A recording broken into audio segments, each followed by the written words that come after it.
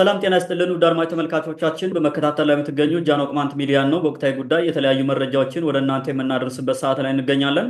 በዛሬ ወቅታዊ ጉዳያችን ጠቅለል ባለመልኩ የሰሞኑን የበዓል ድባብ በተመለከተ ወደ እናንተ ያሉትን መረጃዎች እናደርሳለን ማለት ነው። እንግዲህ የዘንድሮ በዓል በቅማንት ምድር ጠቅለል ሲል እንዴት አለፈ፣ የትንሣኤ በዓል ተግዳሮቶች ካሉ እነሱንም እናነሳለን። ሰሞኑ የተፈጠሩ ችግሮች ወይም ደግሞ አጠቃላይ ሁኔታውን ማለት ነው። ከፋሲካ በዓል ጋር በተያያዘ እንግዲህ ሚሻ ሚሾ የሚባል ባህላዊ ክዋኔ ወይም ደግሞ እንቅስቃሴ አለ በዛ አካባቢ። ምንድን ነው እሱ የሚለውንም እሱን አንስተን በመጨረሻ መልእክቶችን አስተላልፈን የዛሬውን ውይይታችን እንጨርሳለን ማለት ነው። በድጋሜ አብራችሁ እንድትቆዩ የአክብሮት ግብዣችን ነው። ዘንድር እንኳን ደህና መጣ እያልኩ በድጋሜ ለትንሣኤ በዓል እንኳን አደረሳችሁ ማለት እንፈልጋለን። እንደ መግቢያ ግን በቅማንት ምድር በዓሉ እንዴት አለፈ? ምን ነበረ? የተፈጠረ አዲስ ክስተት አለ ወይ? ካለ ወቅታዊ ሁኔታ አንጻር አጠቃላይ ሁኔታው ምን ይመስላል የሚለውን ወደ ተመልካቾቻችን ብናደርስ ምን ይመስላል? ዘንድሮ ወደ አንተ ልምጣ። መልካም። እንግዲህ በቅማንት ምድር በዓል እንዴት ተከበረ ወይ እንዴት አለፈ የሚለውን በተመለከተ እንግዲህ በአብዛኛው የቅማንት ምድር በተለመደው መንገድ ነው በዓሉ የተከበረው። ያው ሁሌ እንደሚደረገው ሰው በሚችለው መንገድ በዓሉን ያከብራል ባለው ነገር ማለት ነው እና ከዛ ያለፈ እንትን የለውም። በተቻለ መጠን የሚያርድ ያርዳል። ዶሮም ሆነ በግ ቅርጫም እንትን የሚል እንደዛ ያደርጋል። ያው በዓል እኛ ጋር ማክበር በአብዛኛው ከስጋ መብላት ጋር ስለሚያያዝ ማለት ነው። ሰው ስጋ በግ ያልታረደበት ወይም ዶሮ ያልታረደበት ቤት በዓል እንደተከበረ አይታይም በኢትዮጵያ ኬዝ በአጠቃላይ ማለት ነው። በቅማንትም ተመሳሳይ ነው። ሲጀመር እንደዚህ አይነት በዓላት ማክበር ከቅማንት እንትን ትራዲሽን የመጣ ነው። የህገ ልቦና ስርዓት ምንጊዜም በበዓላት መጨረሻ የእርድ ስነ ስርዓት ይከወንበታል። መስዋዕቱም ከእርድ ጋር የተገናኘ ነው። የማይሰዉ እንትኖችም ማለት የማይቃጠሉ የሚቃጠሉ መስዋዕቶች ያሉት ቢሆንም አብዛኛው ምዕመኑ ከዛ የመጣ ስለሆነ በዓላትን ያለ እርድ አያከብርም። ብዙ ጊዜ አብዛኛው ሀበሻ የሚባለው እንትን ማህበረሰብ ከዚህ ዲሴንድ ያደረገ ስለሆነ እንዲህ አይነት ነገሮችን ያገናኛል። ስለዚህ በዓላት ጥሩ ሆነው ተከበሩ አልተከበሩ የሚባለው ከጸጥታው በተጨማሪ መልካም የእርድ ስነስርዓት ተፈጽሟል ወይ፣ ሰው የሚያርደው አግኝቶ አርዶ በልቷል፣ ጎረቤት ጋር እየተጠራሩ ያው እየተገባበዙ በልተው በዓሉን በደስታ አሳልፈዋል ወይ የሚለው ነው ጥያቄው። እና እንግዲህ በአብዛኛው በቅማንት ምድር በተለመደው መንገድ ተከብሯል። በስደት ያሉ በተቻላቸው መንገድ ያው ባሉበት ነው ያው ያከብራሉ። በተደጋጋሚ እንደምንለው ቅማንት በሄደበት ጠንካራ ነው፣ ይሰራል። ስደትም ሆነው ይሰራሉ። ካምፕም ቢቀመጡ የሚሰጣቸውን የእርዳታ ስንዴ ጠብቀው ወይም ያችን እሷን ብቻ ጠብቀው አይደለም የሚኖሩት። አብዛኛው እዛ ያለው ይሰራል። እንዲያውም አገር ውስጥ ካለው የበለጠ ገቢ ነው የሚያገኙት ተሰደው ሱዳን ያሉት በሰው ሀገር ከመኖራቸው ውጭ ማለት ነው። እና በጣም ጠንክረው ይሰራሉ። በዛ ልክ እንግዲህ በቻሉት መጠን ያው ከሌላ ሀገር ቢሆኑም ተሰባስበው በዓላትን ያከብራሉ። የራሳቸው ቤተክርስቲያን አላቸው፣ እዛው ያስቀድሳሉ፣ እዛው በዓላትን ያከብራሉ። እና በተቻለ መጠን እንግዲህ በዛ መንገድ አክብረዋል። በስደት ያሉትም በተለይ በአንድ ላይ ተሰባስበው ያሉት የባብክሪ የስደተኞች ካምፕ የሚገኙት ማለት ነው። በተለያየ ቦታ ደግሞ ተበታትነው የሚኖሩ አሉ። ሱዳንም ይሁን ሌላም ቦታ ያሉ ተበታትነው የሚኖሩ ደግሞ እንዲሁ ስደተኞች ነው። ተበታትነው የሚኖሩ ደግሞ በግላቸው አቅማቸው በፈቀደ መንገድ የስግደቱንም በቀን ቤታቸው እየሰገዱ ያላቸው እንትን ስራም ላይ የሆኑ ባላቸው አጋጣሚ እየሰገዱ ያሳለፋሉ። በዓላትንም በዛ መንገድ እንትን ያከበሩ አሉ ማለት ነው። የተፈናቀሉና በተለያዩ የቅማንት አካባቢ የሚኖሩ ደግሞ ያው ከወገኖቻቸው ከቤተሰቦቻቸው ጋር ሆነው በዓላትን ለማክበር ያው ሞክረዋል ማለት ነው። ያው እንግዲህ ቅማንት ተረዳድቶ ነው ተጋግዞ ነው። ቤተሰቡን ለልመና አይለቅም፣ ልመና እንዲወጣ አይፈልጉም። እንደዛ ስለማይደረግ ችግር ያላቸው ቤተሰቦችም ቢሆኑ ወደ ዘመዶቻቸው መጥተው ከዘመዶቻቸው ጋር በዓላትን አክብረዋል ማለት ነው። ትንሽ እንግዲህ አስቸጋሪ ሆኖ የተገኘው በቅማንት ምድር በሽፍታ ቁጥጥር ስር ያሉ አካባቢዎች ናቸው። በስጋት ውስጥ ነው በዓሉን ለማክበር የተቸገሩበት ሁኔታ ነው ያለው። በተለይ የጃኔፋን ቀራና መረባ የሚባለው አካባቢ፣ መረባ ስፔሻሊ ጃንከል የሚባለው አካባቢ ፋኖ የሚባል አሁን እንደ አዲስ እየገባበት በአካባቢው ስለሆነ ችግር ውስጥ እንደወደቁ እየነገሩ ነው። እና ይሄኛው አካባቢ በአግባቡ ተረጋግቶ በዓል ማክበር አልቻለም። ኢቨን ህብረተሰቡ እህል እንዲያወጣ እየተገደደ እንደሆነ እህል አሰባስባቸው አንጡ ይሄን ያክል እንደዚህ ታመጣላችሁ ምናምን እየተባሉ ጫና ተፈጥሮባቸው አካባቢያቸውን እየጣሉ የሚወጡም አሉ። ያው በወረዳው በተደጋጋሚ ሴራ ማለት ነው። ወረዳው በተለያየ አሁን የጠቀስኩልህ የወገራ ወረዳ ነው። ቢነግሩም ቢሞክሩም ምንም ሊያግዛቸው የሚችል ነገር ስለጠፋ በቃ ምንም ማድረግ አልቻለም። የላይ አርማጭሆ ይሄ ጃኒ ፋንቅራ ምናምን የምንለው ይሄ ጃኒካውና ወደ ኩንጅባ የሚባለውን አካባቢ ይዘህ ደግሞ ያለው እሱም እንዲሁ በዛኛው በእነዚህ ቁጥጥር ስር ነው ያለው። የፈለጉትን በፈለጉት ጊዜ ማግኘት አይችሉም። በፈለጉት መንገድ በዓል ማክበር የሚባለው አስቸጋሪ ነው። ያው ምንም ቢሆን ምን በዓል ስለሆነ እንደ ምንም ብለው ያከብራሉ። በአብዛኛው ግን እንደዚህ በአዲስ የሚገባባቸው ወደ አካባቢው እንደዚህ ታጣቂ የሚገባበት አካባቢ ደግሞ አካባቢዎች የጣሉ ስለሚሄዱ አስቸጋሪ ሁኔታ ተፈጥሯል ማለት ነው። በእነሱ አካባቢ በደስታ ሆነው በዓልን ማክበር አልቻሉም ማለት ነው። ይሄ አሁን ያነሳሁት አካባቢ በተለይ ይሄ የጃንከል ምናምን ያልኩ ማለት ነው። ሌላው አይከል ከበዓል ዋዜማ ጀምሮ አይ ቲንክ እንትን ስቅለት ጀምሮ ማለት ነው። ከስቅለት ጀምሮ መብራት ያጠፉባቸው ሁልጊዜም ነው። በቃ በተለይ አይከል የሚባል የህዝብ የአይከል ቅማንቶችን ለመበቀል ሆን ብሎ የሚያሰራል። ለዛ የተቀመጠ ማለት መብራት ማጥፋት፣ በደስታቸው ቀን መብራት ማጥፋት ሁልጊዜ የተለመደ ነው። በበዓላት ቀን በለው ወይ የሆነ ሴረሞኒ የሚያከብሩበት በቃ ለየት ያለ ነገር ካለ ሁልጊዜም መብራት ያጠፉባቸው። አይከል ከባቢ ያለ ህብረተሰብ በመብራት መጥፋት እየተቸገረ ነው ያሳለፈው ማለት ነው። ሜይ ቢ ትላንት መብራታቸው ተለቆ ሊሆን ይችላል። ግን የአይከል መብራት አስተማማኝ አይደለም። ከዋናው መስመር ነው የመጣው፣ ግን ደግሞ መብራት እንዳያገኙ ያደርጓቸዋል ሁልጊዜ ማለት ነው። ይሄ የሴራና የደባ ነው ብሎ ነው የሚገመተው። ሁልጊዜም እንደዛ ስለሚያደርጉ ማለት ነው። ሆን ተብሎ ያንን ህዝብ መጉዳት ቂም ተቋጥሮ የሚሰራ ይመስለኛል። እሱን እንደዛ አይነት ችግር አለ። እንግዲህ ብዙዎቹ አካባቢያቸውን እየጣሉ እየወጡ መሆናቸውን ቅድም ተናግሬያለሁ። በዚህ በእንትን አካባቢ ያሉት በወገራ ወረዳ ስር ያለው ይሄ መረባ በሚባለው አካባቢ ያሉት እንደዛ ነው። ከዚህ ውጭ ከዚህ በዘለለ ሌላ የከፋ ችግር የገጠማቸው የለም። ከዚህ የተሻለ ማለት የከፋ ችግር የገጠመው የለም። በዓሉን ባላቸው ሁኔታ ቅድም መጀመሪያ እንዳነሳሁት ያሉበት ቦታ ሆነው አክብረዋል። እስካሁን የደረሰን እንደዚህ ችግር አለ የሚል ከበዓሉ ጋር የተያዘ አልሰማንም። ግን ስቲል እስካሁን ታግተው ያሉ ያልተለቀቁ ሰዎች ደግሞ አሉ። ተማ አካባቢ ባለፈው አባዱላዎች ከንትን ከመቃም ከገንዷም ጭነው ሲመጡ መንገድ ላይ ይዘው አንዱን በጥይት ደብድበው አመለጠ። እንዳለ ሰው ሳይጎዳ ነው ያመለጠው፣ መኪናው ነው የተጎዳው። ሁለተኛው ሲመጣ ደግሞ መርጠው ቅማንቶችን አግተው ወስደዋቸው ነበረ። ዜን ወደ እንትን ይሄ አውላላ የሚባለው ቦታ ነው አግተው የወሰዷቸው። እነሱ ስቲል እስካሁን አልተመለሱም።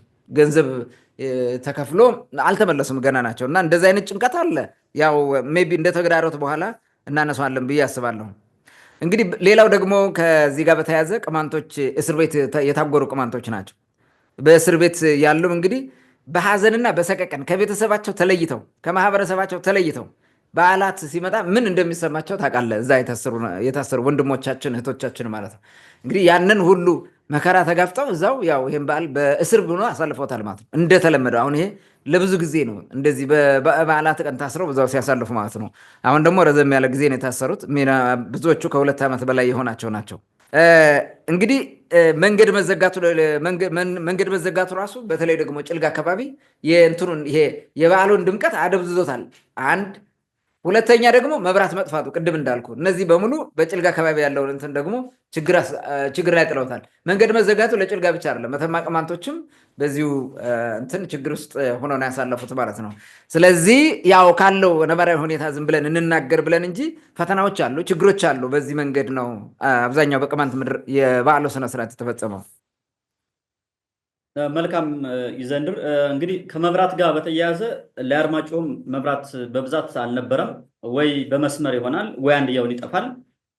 ለምሳሌ የቅዳሜ ማታው ሌሊቱን ለአዳር ቤተክርስቲያን ካህናቱ ሲቸገሩ እንደነበረ እኔም መረጃ ደርሶኛል። እዛ አካባቢ መብራት ይጠፋል በተደጋጋሚ። እንግዲህ ሰው ማህበረሰቡ የሚለው ሆን ብሎ ነው። በነገራችን ላይ ተመሳሳይ ነው። ትክል ድንጋይም ተመሳሳይ ነው። ሆን ተብሎ ነው የሚጠፋብን ብለው ነው የሚናገሩት። ወደ ማዕከል ሲደወል ወይም ደግሞ እዛ አካባቢ ይህን ተቋሙን የሚመሩ ሰዎች ሲጠየቁ ግን ሰው በብዛት የመብራት ተጠቃሚ ስለሆነ የኃይል መቆራረጥ ያጋጥማል በዓል ሲመጣ ብሎ ምላሽ ይሰጣሉ። ግን አጥጋቢ ነው ብሎ አያስብም ህዝቡም። የውሃ ችግር፣ የመብራት ችግር ምናምን፣ የትራንስፖርት ችግር፣ የኑሮ ውድነት ችግር፣ በዓል ሲመጣ የሚጨምሩ ነገሮች እነሱ የትኛውም አካባቢ የተለመዱ ናቸው። የመብራትን ጉዳይ ካነሳን ግን የጭልጋ የአይከል የተለየ ነው፣ በልዩነት ነው። የአይከል ሲጀመር ማን እንደዛ እንደሚያደርግ ራሱ ማህበረሰቡ በተወሰነ መልኩ ያውቃል። ሆን ተብሎ ነው ሲጀመር፣ ከዛ ነው የሚጠፋው። ቅድም እንዳልከው ከዋናው መስመር ነው የሚነሳው። ከመነሻው ጀምሮ የአይከል መብራት ከሚነሳበት በኋላ ያለው ራሱ ሌላው አካባቢ እያለው የአይከል ተለይቶ ነው የሚጠፋው። ስለዚህ ማዕከሉ እዛ ሆኖ የሚመራው ዲስትሪክቱን የሚመራው እሱ ሊሆን ይችላል ለይቶ የሚያጠፋው። እንግዲህ ሆን ተብሎ እንደሆነ በተደጋጋሚ ሲነሳም ቆይቷል። ምንድነው መፍትሄው የሚለውን ምናልባት በኋላ መፍትሄ ላይ ልታነሳው ትችላለህ ብዬ አስባለሁ። ሌላ ግን እኔ አንድ ለየት ያለብኝ ሱዳን ያሉ ስደተኞች የራሳቸው ቤተክርስቲያን ነው ያላቸው። በኢትዮጵያ ኦርቶዶክስ ተዋሕዶ ስር ቢሆንም የሚመሩትም በራሳቸው ካህናት ናቸው። ከሌላ ማለት እዚህ ጽንፈኛ ሁሌ ከምናነሳው ደብተራ ጋር የሚያገናኛቸው ነገር የለም። ይሄ ነገር በሂደት ምናልባት የቅማንት የራስ አስተዳደር ወይም ክልሉ ሲመሰረት ይህ የደብተራው ጫና አሁን ልክ በቅማንት ምድር የገልቦና እንደገና እስከ መውረስ የደረሰው እንቅስቃሴ በዚህ መሰረት እነዚህ በጀመሩት መሰረት ወደ ሀገር ቤትን በማስገባት ጫናዎችን ማቅለል የሚቻል ይመስለኛል። አሁን ከዛ በነፃነት ነው እግዚአብሔር የሚያገለግሉት፣ ተገልጋዩ የሚገለገለው። ወደዚህ ወደ ኢትዮጵያ ውስጥ ወዳለው ስትመጣስ ሌላ እንትን ውስጥ ነው ያለው። በባለፈውም ደጋግመን ስላነሳ ነው እና እነዚህ ስደተኞች ወደ ሀገራቸው ሲመለሱ እዛ የለመዱትን በራሳቸው አባቶች የመገልገል በራሳቸው ካህናት የመገልገል በራሳቸው መንገድ እግዚአብሔርን የማምለክ ከሌላው ከደብተራው ከምናነሳው ጫና ውጭ ነው ያሉት። ይህም ወደዛ ማምጣት የሚያስፈልግ ይመስለኛል እኔ በግሌ ማለት ነው። ምናልባት ሀሳብ ካለ በዚህ ላይ ትጨምርበት ትችላለህ። ግን ሁሌም አስበዋለሁ እኔ በግሌ እስከምን ድረስ ይሄዳል አይሄድም የሚለውን እሱን አብረን የምናየው ይሆናል ማለት ነው። ወደሚቀጥለው ጥያቄ ልለፍ። እንግዲህ ችግሮች እንደነበሩ በበዓሉ አንስታል። ምንም የተለየ ሳይሆን ከዚህ በፊትም ስናነሳው ስለነበረ እና የዘንድሮ የትንሣኤ በዓል በተለየ ተግዳሮቱ ምንድን ነው? ያጋጠሙ ችግሮች አሉ ወይ የሚለውን ወደ አንተ ላምጣው። መልካም። እንግዲህ የዘንድሮ በዓል በአጠቃላይ በኢትዮጵያ ደረጃ ያለውን ማየት እንችላለን፣ በቅማንት ማየት እንችላለን። የተለየ ተግዳሮት አለ ወይ የሚለውን ነገር እናንሳው። እንግዲህ የተለየ ካለፈው ዓመት የተለየ ነው የሚያስብል ይኖራል። ምክንያቱም ዘመኑ በየጊዜው እየተለዋወጠ ይዟቸው የሚመጣቸው ክስተቶች አሉ፣ በጣም የሚታወቁ ማለት ነው። እና ትልቁ ችግር አሁን የበለጠ ችግር እየሆነ እየመጣው የሰላም ጉዳይ ነው። የሰላም መጥፋት ነው ትልቁ ችግር። እዚህ ጋር በተያያዘ ሰው እገት አለ። ታግተው በዓሉን ያሳለፉ ሰዎች አሉ፣ ወገኖቻችን የትኛውም ቦታ ነው። አሁን ይሄ ቅማንት ብቻ ሳይሆን ሌላም ቦታ ማለት ታግተው ተገለውባቸው በለቅሶ ላይ ያሳለፉ አሉ፣ በበርካታ ቦታ ማለት ነው። በበርካታ ቦታ ወገን ዘመድ ምን እየሞተበት ማለት ነው፣ ስቃይ። በዛ ላይ ደግሞ በየአካባቢ ውጊያዎች አሉ። በውጊያዎች ደግሞ የሚሞት አለ አይደለ፣ ወታደር ምናምን እሱ የወጣ ነው የሚጋደል ማለት ነው። ግን ቤተሰቡ ያን መርዶ ሲሰማ እያለቀሰ ነው የሚያሳልፈው። ሰላም አለመኖሩ የግድያ ሁኔታ እንዲስፋፋ አድርጎት፣ በግድያው ምክንያት የሚመጣ ሀዘን አለ፣ በእገታ ጉዳይ አለ። ከዛ በተጨማሪ ዝርፊያ በሽ ነው። የትም ቦታ ዝርፊያ አለ ዛሬ በተለያየ ቦታ፣ በተናጠልም በቡድንም ተደራጅተው የሚዘርፉ ኤቭሪዌር አለ ኢትዮጵያ ውስጥ። ይህም ነገር በሙሉ የበዓሉን ድባብ አጨልሞታል። በኢትዮጵያ ውስጥ ያለውን የፋሲካ በዓልን ድባቡን አጠቃላይ ያጨለመው እና ትልቅ ተግዳሮት የሆነበት ሰዎቹ በደስታ በዓላትን እንዳያከብሩ ያደረገ ተግዳሮት ነው፣ ጫና ነው፣ ትልቅ ፈተና ማለት ነው። ይሄ አንድ ነው። ሁለተኛውና በጣም ደግሞ አስቸጋሪ የሆነው ከባለፈው ዓመት ዘንድሮ ራሱ የከፋ እየሆነ የመጣው የኑሮ ውድነት ጣራ ደርሷል። የኑሮ ውድነት በዛ ላይ መንገድ ይዘጋል፣ የሰላሙ ጉዳይ አለ ምናምን። ሲጀመር እነዚህ የኑሮ ውድነት የምንላቸው ከሰላሙ ጋር አብሮ መሄድ ነው። ሰላም አለመኖር ሲኖር ምንጊዜም የምርት ይቀንሳል። ከአንድ ቦታ ወደ አንድ ቦታ የሚሄደው የምርት የሚከፋፈለው ለእንትን አይደርስም። ዜን ስኬርሲቲ ኦፍ ሪሶርስ አለ፣ ስኬርሲቲ ኦፍ ፕሮዳክት አለ። እነዛም ፕሮዳክትስ ወደ ተጠቃሚ ወስደ ማድረስ በራሱ የትራንስፖርት ችግር አለ። ዲማንድ ይጨምራል። ዲማንድ በጨመረ ቁጥር ደግሞ ፕራይስ እየጨመረ ነው የሚሄደው። በኢኮኖሚክስ ህግ ማለት ነው የስካርሲቲ አለ ማለት ነው። የፕሮዳክሽን ስካርሲቲ አለ፣ የትም ቦታ ማድረስ አትችልም ማለት ነው።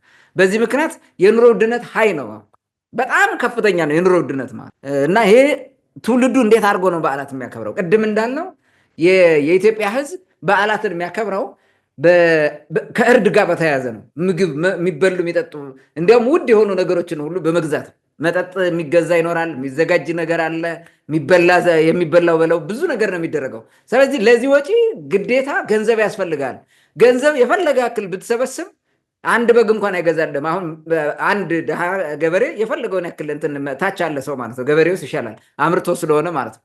የሆነ የመንግስት ሰራተኛ ወሰደው በዛች በሚያገኛት ደሞዝ በግ መግዛት አይችልም። አሁን የበግ ዋጋ ከ15 ሺህ እስከ 20 ሺህ ብር ምናምን የደረሰበት ሁኔታ ታገኛለህ።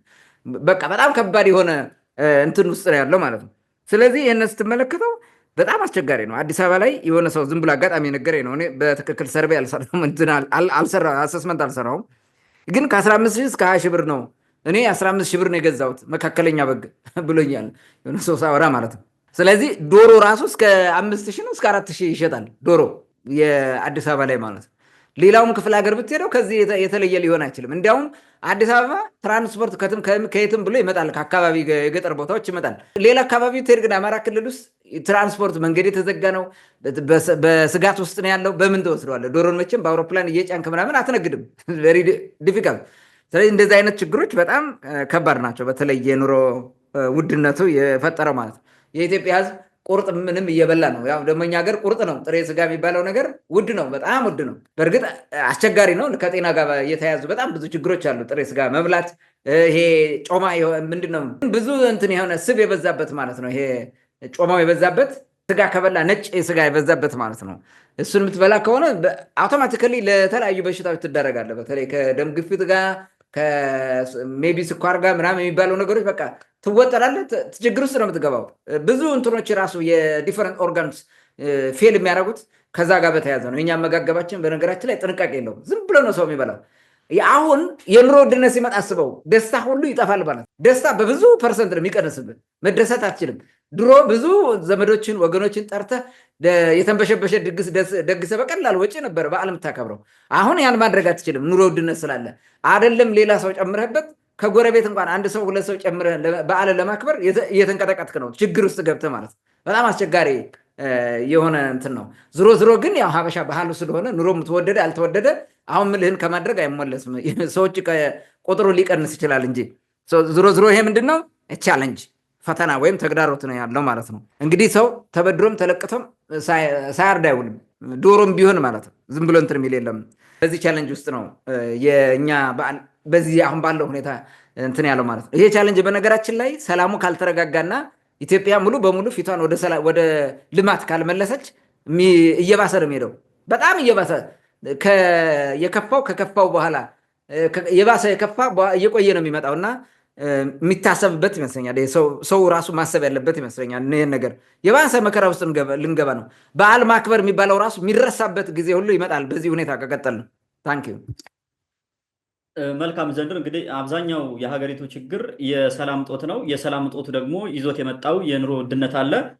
የኑሮ ውድነቱ ደግሞ ሁሉንም ሰው አሁን በልክ ምንድነው ስደት ምንድነው ጋድሞ ወንበር እና ስደት እኩል ያስቀምጣል እንደሚባለው አሁን ነገሮችን ወደ አንድ እያመጣው ነው የማህበረሰቡን ድህነት እና እሱ ራሱ በጣም ከባዱ ነገር ነው። በተለይ አሁን 5 ሊትር ዘይት ከ1700 እስከ 2000 የሚሸጥበት ሁኔታ ሁላ ተፈጥሯል።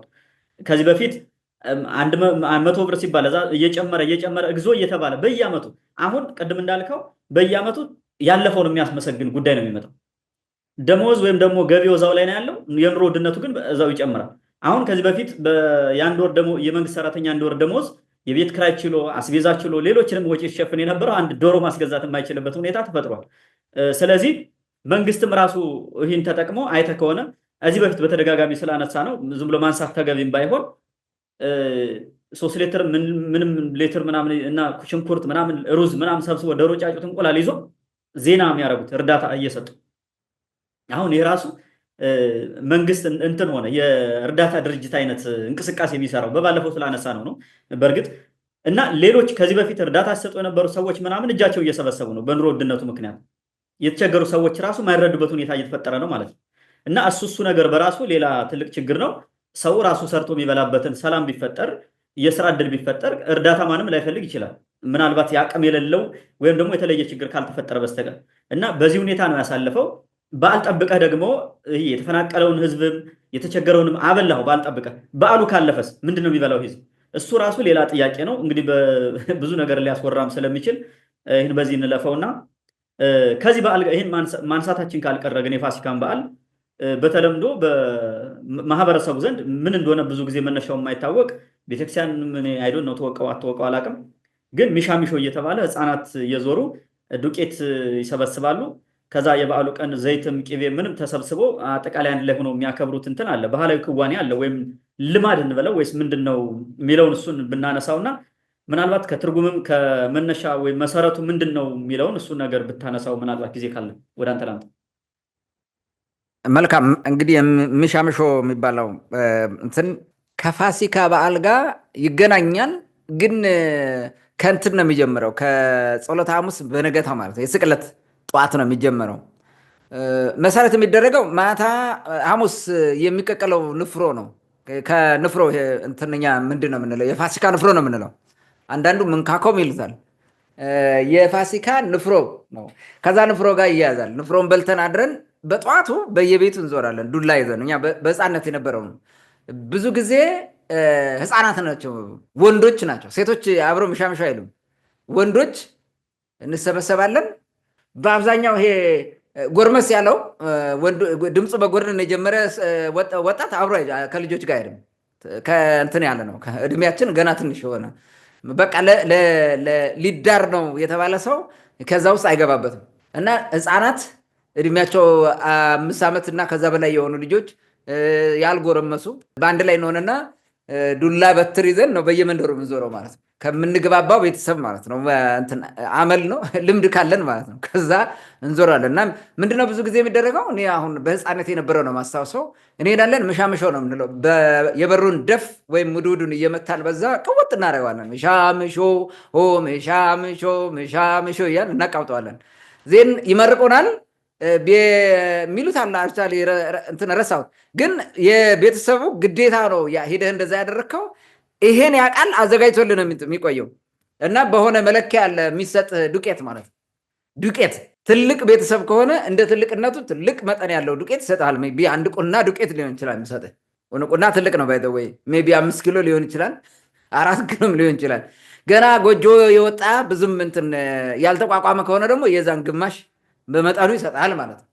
ይህንን ትልቅ እንቅብ ነገር ይዘን አንዱ ጎረምሳ ይሸከማል፣ ከሱ እንትን አድርገን እንሰበስባለን። የሰበሰብነውን አንድ አባውራ ቤት ወስደን እናስቀምጠዋለን። በዚህ ዓመት ተረኛ የሆነ ሰው ሊሆን ይችላል፣ ተረኛው ቤት እናስቀምጠዋለን።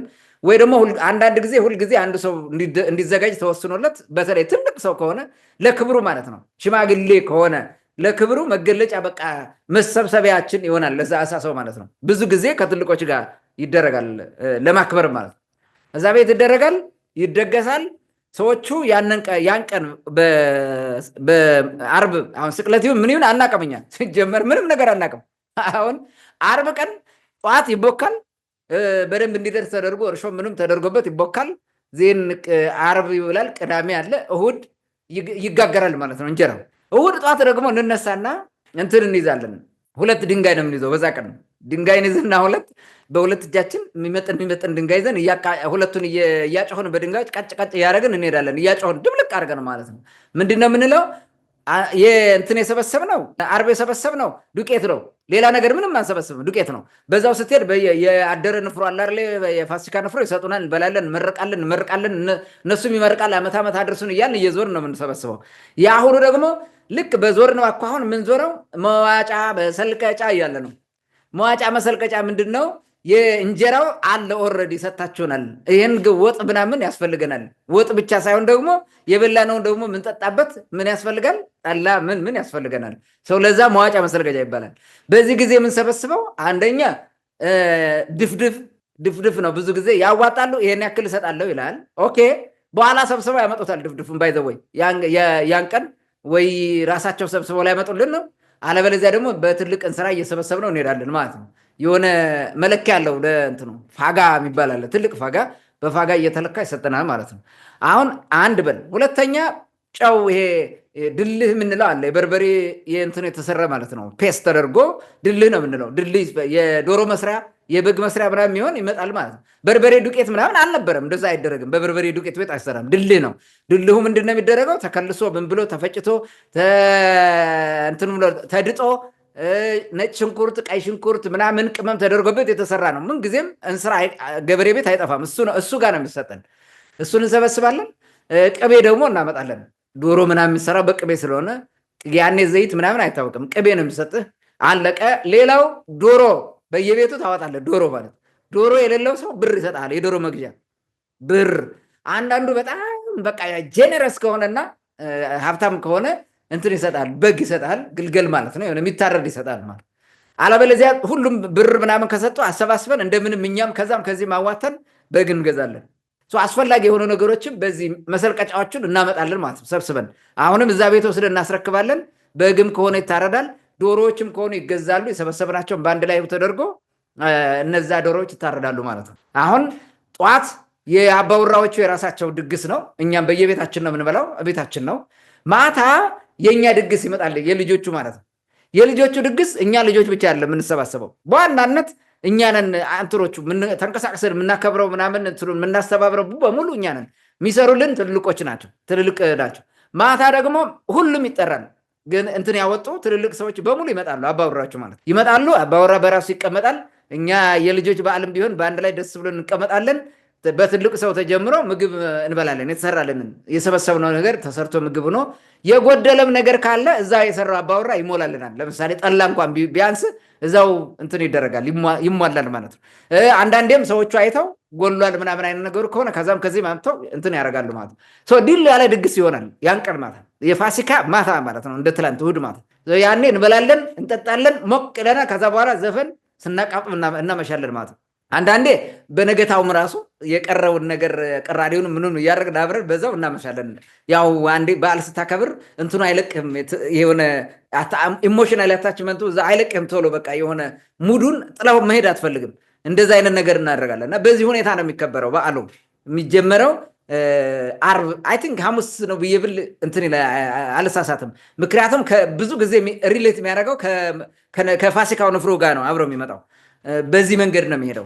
አሁን ይሄ በዓል ከየት ነው የሚገኘው ብለህ ካሰብከው ብዙ በዓላት እንደዚህ አይነት የጥንት ነገርን የያዙት የምታገኛቸው ጥንት ቅማንት የነበሩ ህዝቦች ያሉበት አካባቢ ነው። ያን ደግሞ ቅማንትነታቸውን ያልጣሉ ማለት ነው። ሴንስ ኦፍ ቢንግ ቅማንት ያለባቸው ህዝቦች ላይ ታገኘዋለህ።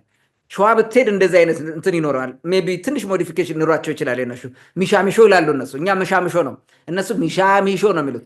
እንዲህ አይነት ነገር ይኖራል ኤቭሪዌር ማለት ነው። ሌላም ቦታ ይኖራል በተለያየ ፎርም። በአብዛኛው ግን አሁን እኛ ያለንበት የቅማንት ምድር የምንለው ዛሬ ጎንደር ላይ ያለው እሱ ከባቢ በጣም ህልቆ መሳፍርት የሌላቸው ባህላት አሉት። የጥንታዊ የሆኑ የትራዲሽናል ፕራክቲስ አሉት። ልክ እንደዚህ አይነት በትውፊት በምን ያመጣናቸው ማለት የሚገርመው በዛ ህዝብ ነው ይሄንን የምታገኙ። ከጥንት የመጣ ከድሮ ጀምሮ ይዘነው የመጣ ነው። የአባቶቻችን ለልጅ ልጆቻቸው ያስተላለፉ ያመጡት ነው። ይህን እርግጠኛ ሆኜ ብናገረው ሚሻሚሾ ምንድን ነው በአማርኛ ብለህ ብትጠይቀው በአማርኛ አይተረጉምልም፣ በግዕዝም ሊተረጉምልህ አይችልም፣ በሌላ ቋንቋም አይተረጉምልም። እኛ ጋር ግን ሚሻሚሾ ከምሳ ጋር ነው የሚገናኘው፣ ከምግብ ጋር ከምሳ ጋር ነው። ሚሻሚሾ ስትል ለምግብ የሚሆን ነገር ስጡን እያልክ ነው ሂደህ እና ዓመት በዓል ነው። በዓል ልናከብር ስለሆነ ነው። ህብረተሰባዊ ቃል ይሰጣል። ማንም ሰው ፊቱን አይዞርም፣ በፍጹም የለኝም አይልም። በፍጹም ይህን ቀድሞ አውቆ አዘጋጅቶ ነው። ምክንያቱም ልጆች ሲመርቁን በረከት ነው ተብሎ ነው የሚታሰበው። ትልቅ በረከት አለው። ኦኬ፣ ከምን ጋር ነው የሚያያዘው? እንዴት ከፋሲካ ጋር በተያያዘ መጥቶ የሚለውን ነገር ማየት እንችላለን። እርግጠኛ ለመሆን ብዙ ጥናት ቢያስፈልግም ብዙ ጊዜ የህገ ልቦና የአምልኮ ስርዓት ግድፍቶቹ ወይንም ፋሲካ በዛ አካባቢ ነው የሚሆነው። ፋሲካ ብለው አይደለም የሚያከብሩት፣ የሽምኩላ በዓል ተብሎ ነው የሚከበረው። የሽምኩላ በዓል ብዙ ጊዜ ልክ አሁን የክርስትናው ጾም ተጾሞ ግማሽ የሚሆነው ደብረ ዘይት ተብሎ የሚከበረው በዓል ነው። እሱ ነው ሽምኩላ ማለት እሱ ነው። ጾመው 1 ወር ይጾማሉ። ከ1 ወር በኋላ እርድ ይከናወናል፣ ጸሎት ይደረጋል፣ ቅዳሴ ይቀደሳል። ከቅዳሴው ህብረተሰቡ ይሳተፋል። ከዛ በኋላ በየቤቱ አርዶ ጾሙን ይፈታል ማለት ይበላል፣ ይመገባል። እንዲህ አይነት እንትን አለ። ይሄ የህገ ልቦና ስርዓት የሚጀምረው ዓርብ ነው የሚጀምረው። የዓርቡ በዓል ደግሞ ኸረመኪ ነው የሚባለው። በጣም ብዙ ስራዎች አሉ እኛ ላጠናናቸው ማምጣት ያለብን። የሪቻርድ ሲጋምስ መጽሐፍ ማንበብ ትችላለህ። የኸረመኪ በዓል ዓርብ ይጀምራል። ከዓርብ ጀምሮ ብዙ ስነ ስርዓት አለ። የአባውን በሩ ቤት የሽምብራ ቂጣ፣ ቡቡኝ፣ የተለያዩ ነገሮች ይደረጋሉ። ብዙ ስርዓቶች አሉ። በነገራችን ላይ ህልቆ መሳፈርት የሌላቸው ስርዓቶች ናቸው የሚደረጉት። ማለቂያ የሌላቸው ስርዓቶች ናቸው የሚከወኑት ከዓርብ ጀምረህ ማለት ነው። በተለይ ዓርብ፣ ከዛ ደግሞ እሁድ የግድፍቱ ቀን የሚደረገው አሁን ከዛ የነበረ ነው ብዬ ነው የማስበው። ይሄ ነገር ይሄንን በዓል ሲያከብሩ የነበሩ ልጆች በዚህ መንገድ ነበረ። በኋላ አብዛኛው ክርስቲያን ሲሆን ያን የቀደመውን ባህል መጣል ስላልቻሉ በዛ ማድረግ ስለማይችሉ ክርስቲያናይዝ አድርገው በክርስትናው ደንብ እንዲሆን አደረጉት። የሀረመኪን እንትን ስታመጣው ስቅለት አለ እዚህ ጋር በእኛው አርብ ስቅለት ነው አይደለ? አንድ ነው ይኸውልህ እዚህ ጋር ታመጣዋለህ በእንትኑ ማለት ነው። ከአርብ የሚጀምሩበት ምክንያት ከሀረመኪ የመጣ ነው። እዚህ ደግሞ ስቅለቱ አለ። ጸሎተ ሐሙስ የሚባለው ንፍሮ አለ። ንፍሮ ደግሞ በየትኛውም ክርስትና እንደዚህ በጸሎተ ሐሙስ ንፍሮ መቀቀል የሚባል የትኛውም አይነት ክርስትና ውስጥ አታገኘውም። እዚሁ እኛ ጋር ነው የምታገኘው። የንፍሮ ስርዓቶች ራሱ ቅማንት ውስጥ በጣም ብዙ ናቸው። ባይ ዘ ወይ በጣም ብዙ ናቸው። በጣም ብዙ እያንዳንዱ ቅማንት የመባቻ ንፍሮ ይቀቅላል። የመባቻ ሁልጊዜ የመባቻ ማለት ምን ማለት ነው? ወር በገባ የመጀመሪያው ቀን ማለት ነው። የመባቻ ነው የሚባለው። በዛ ቀን ንፍሮ ተቀቅሎ ከውጭ ነው እንዲያውም ንፍሮ ከውጭ ነው የሚቀቀለው። ከዛ ደግሞ ተሰባስበን እንበላለን። አንዳንዴ እንዲያውም ውሃውን ራሱ በዙሪያው የሚረጩበት አለ። በተለይ ግንቦት ልደታ ሲሆን እንደዚህ አይነት ነገር ይደረጋል። የፋዛን በዓል የሚባለው ግንቦት አንድ የሚከበረው ፋዛን ነው የሚባለው። በኋላ ወደ ክርስትና ወስደው ልደታ አድርገውታል። የግንቦት ልደታ ተብሎ በንፍሮ ያደርጉታል። የራሳቸውን ትርጉምም ሰጥተው ታገኘዋለህ። ግን እኛ ጋር ነው ይሄ። አሁን ቅድም እንደነገርኩ በወርም ይደረጋል። ንፍሮ ዳስ ሲፈርስ ራሱ ንፍሮ ነው የሚቀቀለው።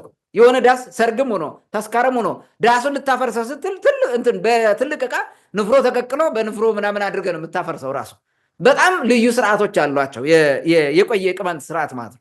ከዚህ ጋር የሚያያዝ ነው የቀደመው ማለት ነው። እና የአርብ መጀመሪያው እሁድ ማለቁ እስከ እሁድ ማታ ድረስ መቆየቱ ማለት ነው። የእንትኑ ይሄ አሁን የስቅለቱ የፋሲካው ምናምን የሚባለው በክርስትናው በዛም ከሀረመኪ ጀምረ እንደዛ ነው የሚደረገው። ባለፈው ስላቀረብ ነው ማለት ነው። ስለዚህ ከዚህኛው ወስደው ክርስቲያናይዝ አድርገውት ወይም በክርስትናው ስርዓት በዛው ስለመጣ ነው እንጂ የክርስትና አይመስለኝም። ምክንያቱም ክርስትና ይዞት የመጣ አዲስ ካልቸር የለም ኢትዮጵያ ውስጥ ምንም ይዞት የመጣ የለም። ክርስትና ክርስቶስን አምጥቶልናል። መስቀልን አለ መስቀል ወይም ወንጌል በቃ ይሄን ነው የምናውቀው። ከዛ ውጭ የነበረው ህዝብ ነው። ባህሉም ወጉም እዚህ የነበረ ነው፣ ኤግዚስቲንግ ነው። ነገር ግን ብዙ እንትኖች ባህላዊ እዚህ ኢትዮጵያዊ ሆነው ከጥንት ከዚህ ከቅማንት ህዝብ የነበረ ወደ በዓሉ የተካተተ ወደ ክርስትናው የወሰዷቸው የኢትዮጵያ ኦርቶዶክስ ተዋሕዶ ቤተክርስቲያንን ዩኒክ የሚያስብላት በጣም ብዙ ነገር አለ። ከዚህ ከጥንቱ ህዝብ የተወሰደ ነው።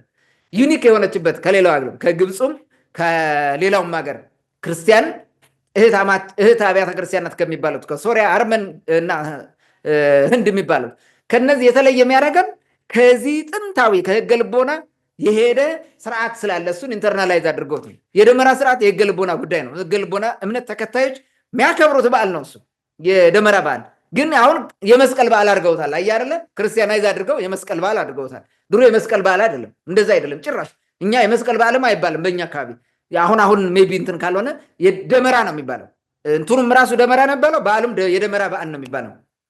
ልክ እንደዚህ በርካታ ትውፊቶች፣ በርካታ ባህሎች፣ በርካታ ባህላዊ ልማዶች እንደዚህ የሚታዩ በተለይ ጎልተው በማህበረሰብ ደረጃ በህዝብ ደረጃ የሚከበሩ በዓላት በጣም በሺ ናቸው። በበዓላት ደግሞ ልዩ ልዩ ትርኢቶች እንደዚሁ እናያለን ማለት ነው። ይሄ ብቻ አይደለም እኮ በጣም ብዙ እንትን መውሰድ ትችላለህ። ላይክ የሚሻሚሾ በዓል አሁን እንደነገርኩ የገና ጨዋታው በዓል ራሱ ከየት ነው የመጣው?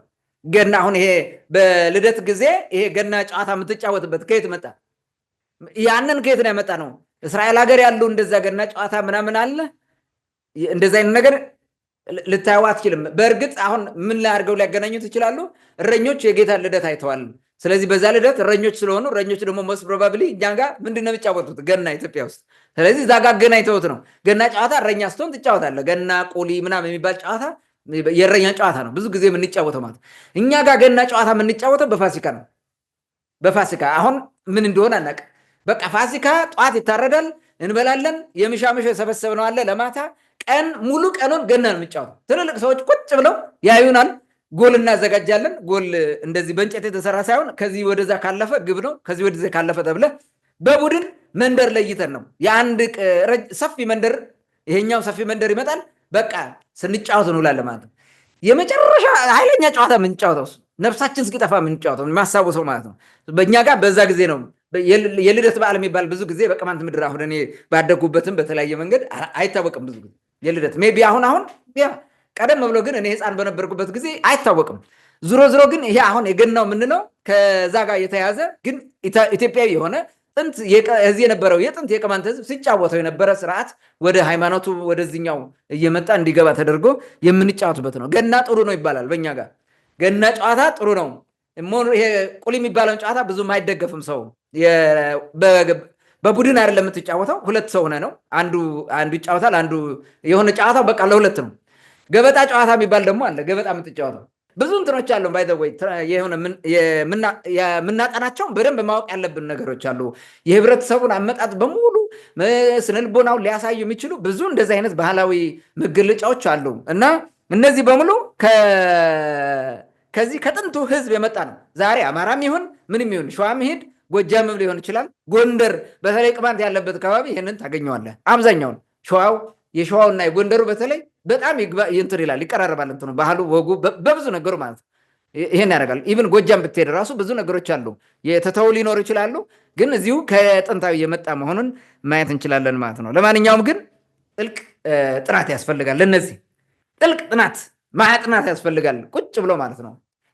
እነዚህ በጣም ጠቃሚ ናቸው። የቀደሙትን ማህበረሰብ ወግ፣ ታሪክ፣ ባህል ለማወቅ ይረዳናል ብዬ አስባለሁ። ታንኪዩ። መልካም ይዘንድር እንግዲህ ቅማንት ውስጥ ዝም ብሎ ማህበረሰብ ውስጥ የሚከወኑ በጣም በርካታ ጉዳዮች አሉ።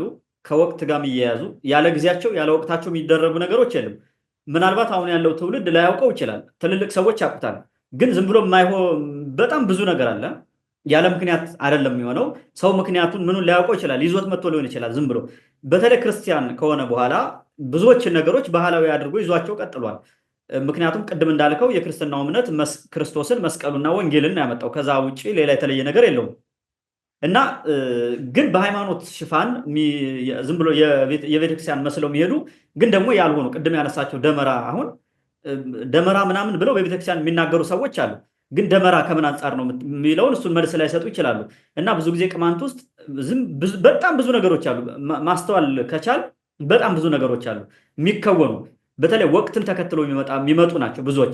ክረምት ሲመጣ፣ ክረምቱ ሲወጣ፣ በጋ ላይ የማይደረግ ነገር የለም። ግን ሰው ዝም ብሎ እንዲሁ ነው እያደረገው የሚቀጥለው።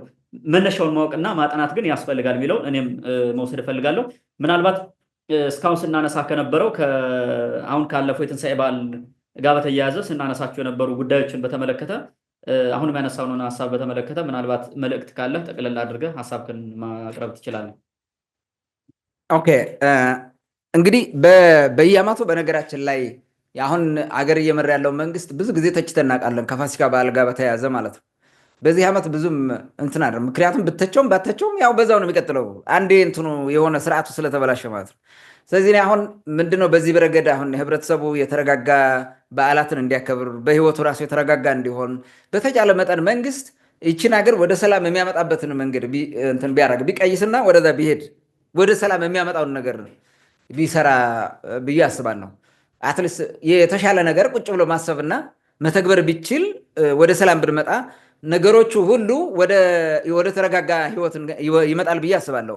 እና ህብረተሰቡ ኢትዮጵያዊ ህዝብ እንደ ህዝብ ይረጋጋል፣ መስራት ይጀምራል። ሰላማዊ በሆነ መንገድ ነው የሚሰራው። ዜና የኑሮ ውድነት የሚባል ራሱ አይኖርም።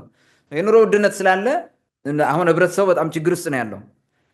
መጨረሻ ሂዶ ችግር ውስጥ ነው፣ የባሰ ዘግናኝ የሆኑ ችግሮች ውስጥ ልንገባ ሁሉ እንችላለን። እና መንግስት ይህን ነገር አጥብቆ ስራ ቢሰራበት ህብረተሰብ አንዳንዴ በየከተማው የተለያዩ ካድሬዎች እየወጡ ለምግብ ምናምን የሚሆን ዘይት ምናምን እየሄዱ ፎቶ ከመነሳት ይልቅ እኔ መንግስትን እንደዛ ላይም እንደዚህ በፍጹም መንግስትን አልጠብቅም እንዲሰራ ማለት ነው። በፍጹም ህብረተሰብ ውስጥ ያሉ በጎ አድራጊ ድርጅቶች፣ ግለሰቦች ምናምን ሊሰሩ ይችላሉ። መንግስት ነው ፖሊሲ ሌቭል ነው የሚሰራው፣ ማክሮ ሌቭል ነው ስራ መስራት ያለበት እንጂ እንደዚሁ ምጽዋት እየሰጠ ምናምን መታይ ምንም ነገር አይጠቅምም፣ ለእንትንም አይመጥንም። በቃ የወረደ መሆንክን ነው የሚያሳየው እንጂ ጠንካራ መሆንን አያሳይም። የሚፈለገው ድህነትን የሚቀንስ ስትራቴጂ ማምጣት ነው። መንግስት ፖሊሲዎችን፣ ስትራቴጂዎችን፣ ፕሮግራሞችን ቀርጾ ድህነትን ለመቀነስ የሚያስችሉ እና ህብረተሰቡ ራሱን የሚችልበትን መንገድ ማምጣት ነው እንጂ እንደዚህ ዝም ብለህ በየዓመቱ ብታበላ ምንም እንትን ስለሌለው ቅድም እንዳልከው እኔ ዛሬ ቢያበላኝ ነገ ይርበኛል። ምን ያደርግልኛል? የዛሬ ደስታ ነገ አንጀቴ ሊያርኮ ነው። ዛሬ ምንም አያደርግልኝም ዛሬ ስለበላው፣ የነገም ደግሞ ይጨንቀኛል። ስለዚህ በቋሚነት የሚቋቋሙበትን ራሳቸው የሚችሉበትን መንገድ ለመፍጠር ቢጣር ጥሩ ነው። ከድህነት ከተመጽዋችነት ስነ ልቦና ሁሉ መውጣት አለብን እና ይሄ ሁሉ የሚሆነው ሰላም ሲሆን ነው እና መንግስት ወደ ሰላም ቢያመጣው ብዙ ነገር ነው። ሌላው ከቅማንት ጋር በተያያዘ መላው የቅማንት ሁሉም በያለበት ማለት ነው ሁሉም በያለበት መተጋገዝ እንደሚኖርበት ነው። መተጋገዝና መከባበር ይኖርበታል ብዬ አስባለሁ።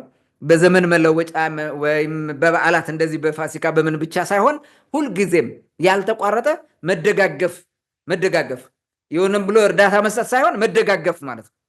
መደጋገፍ አንዱ ሲቸግሮ አንዱ በጋራ የመኖር አሁን ያለውን ዘመን ለማለፍ ማለት ነው። ይህን ዘመን እስከምናልፍ በጣም መደጋገፍ ያስፈልጋል እርስ በርሳችን ማለት ነው። የትም ቦታ ስደተኛም ልትሆኑ ትችላላችሁ። ተደጋግፋችሁ መኖር መቻል ይኖርብናል ማለት ነው ፈልገው። ሌላው ቅማንቱ አሁን ካለበት ሁኔታ እንደዚህ ተበታትኖ በብዙ ችግር አካባቢውም በሰላም አለመጠበቅ ምናምን የሚባሉ ችግሮች ለመውጣት የትግሉን አጠናክሮ መቀጠልና የቅማንት ራሱን በራሱ የሚያስተዳድርበት ክልል እንዲመሰረት መታገል አለበት። ተደጋጋሚ እንዳልነው ማለት ነው። የራሳችን ክልል ሲኖረን ይኸው ብዙ ክልሎች ሰላም ሆነው እንደሚኖሩ ሰላም ሆነን እንኖራለን። ስለዚህ ይህንን ትግል በደንብ አድርጎ ማጠናከርና መቀጠል ያስፈልጋል። የተጀመረውን ትግል አጠናክሮ መቀጠል፣ የታሰሩ ወገኖቻችን እንዲፈቱ መታገል አንዱ የትግሉ አንዱ ዋናው አንኳርም እዚህ ጋር ነው። የታሰሩ ኮሚቴዎቻችንና የኮሚቴ አባላት እንዲፈቱ ትልቅ እንትን ማድረግ አለበት። አሁን እንዲያውም እየለመድ ነው መጣን ተቀብለ ነው ማለት ነው። ዝም ማለት ጀምረናል። ሁልጊዜ መጮህ ያለብን ስለታሰሩ ወንድሞቻችን ነው፣ ኮሚቴዎቻችን ማለት ነው። ይሄ በደንብ ተጠናክሮ መቀጠል አለበት። የተሰደዱ ባሉበት በጽናት እንዲታገሱ ጊዜው የተሻለ ሲሆን ተጠንቶ ዓለም አቀፋዊ ሕጉን ተከትለው እንዲመለሱ፣ እስከዛ ግን እየጠፉ የሚመጡት መቆም አለባቸው። በተለይ በአብክሪ ያሉ እየጠፉ እየመጡ የታገቱ አሉ። ጠፍተው ተደብቀው መጥተው ማለት ነው ህገወጥ በሆነ መንገድ ይመጣሉ። ምንም ያለምንም ማለት ነው። እዚሁ ታግተው 800 ሺህ ይከፈላል። የተገደለም አለ። ሌላም ብዙ ችግሮች የገጠሙታል። የመተማ ዮሐንስ አካባቢ ቁጭ ብሎ ኮንትሮባንድ እየነገደ የሚታሰር ሞልቷል። ኮንትሮባንድ እየነገደ ማለት እዛው ሱዳን ሆነ ብዙ ስራ መስራት ትችላለህ። ቅድም እንዳልኩ ስራ እየሰራ የቀን ስራ ምንም ከግብርና ጋር የተያዘ ስራ ብዙ ስራ እየሰሩ ስለነበረ ማለት ስለሆነ እሱን ብታደርጉ ጥሩ ነው ብዬ አስባለሁ። የኛው ሌላው መልእክቴ ነው። ጠንካራ አደረጃጀት መፍጠር፣ ራስን ማደራጀት፣ መረጃ ልውውጥ ስርዓት መዘርጋት ለበለጠ ደህንነትና ሰላም ጠቃሚ ነው ብዬ አስባለሁ። ሌላው አካባቢያቸውን በንቃት መጠበቅ ያስፈልጋል። መዘናጋት የሚባል ነገር የለም። ሁሉም ቅማንት መደራጀት ብቻ ሳይሆን አካባቢውን በንቃት መጠበቅ አለበት እና ራሱን መከላከል አለበት ለሚመጡ ጥቃቶች፣ ከሌባም ከሰው አጋችም ከምንም ይህንን መስራት አለበት። ሌላው በአካባቢው ሌባ የሚባል የተንሰራፋ ሌባ እንዲቆም መታገል አለበት ተደራጅቶ። በዚህ በፊትም እንዳልነው ማለት ነው። ሌባ ካለ ሰላም አትሆንም። ሰላም ካለ በዓልን በለው ምን በለው ህይወት በሙሉ ምስቅልቅል ውስጥ ነው የሚገባው። ስለዚህ እነዚህን ማድረግ ይጠበቅብናል ብዬ ነው ማስበው። ታንኪው፣ አመሰግናለሁ። መልካም ዘንድር እንግዲህ መጨረሻ ላስተላለፍከው መልእክት ከልብ አመሰግናለሁ።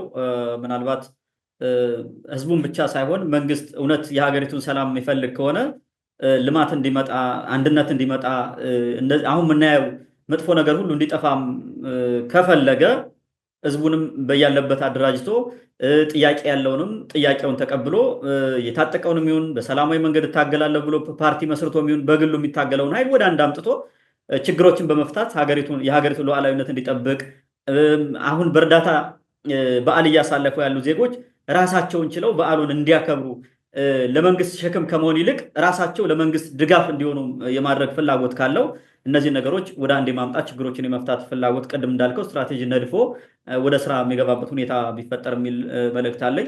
ወደ አድማጭ ተመልካቾቻችን ለዛሬ የነበረን ውይይት ይመስል ነበር። ስለተከታተላችሁን ከልብ እናመሰግናለን። መልካም ጊዜ ሁላችሁ።